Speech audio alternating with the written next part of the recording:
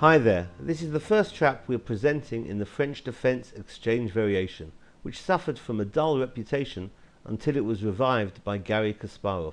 This is called bad French exchange rate. And after e4, e6, d4, d5, the French, e takes on d5 is the French defence exchange variation.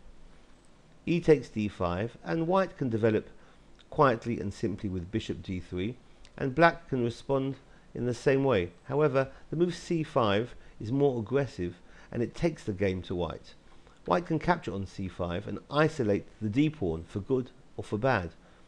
After bishop takes c5, knight f3 and knight f6, castles and castles, white plays h3 to take control of the g4 to prevent bishop g4 an annoying pin. After black develops with knight c6 and white knight bd2, the knight's heading for b3 to hit the bishop. So black centralizes the queen with d6, and after knight b3, the bishop drops back to b6.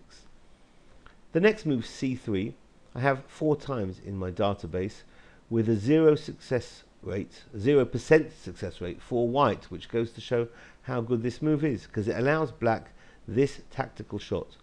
Bishop takes h3, a great move.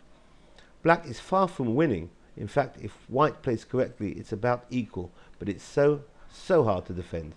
After g takes on h3, the queen runs in to g3 check, and the pawn on f2 is pinned.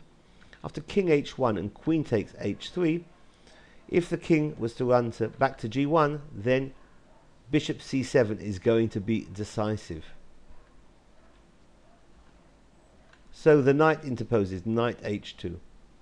The bishop now back to c7 doesn't work because of the defensive resource that white has, the move f4, which will shut down that diagonal, that all-important diagonal. So black tries knight to e5, hitting the bishop and threatening to invade with one of the knights to g4. So the bishop drops back to e2. And now a great shot by black in order to try and open up this diagonal. Black plays knight f3, giving itself up.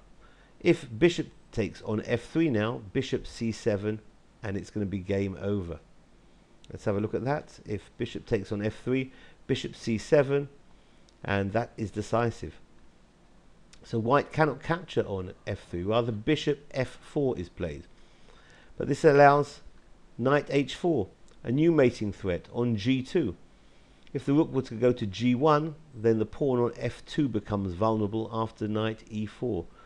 So white plays bishop to f3. And now the other knight joins in the action, knight h5, and black is really piling on the pain. After knight h5, hitting that bishop on f4. It's still not over yet.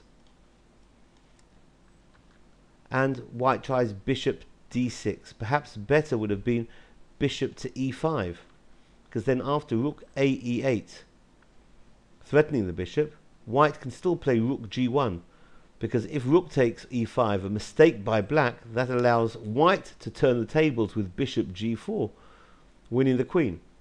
Instead of rook takes on e5, bishop takes f2 would have still had the game in the balance with equal chances, black obviously putting on the pressure.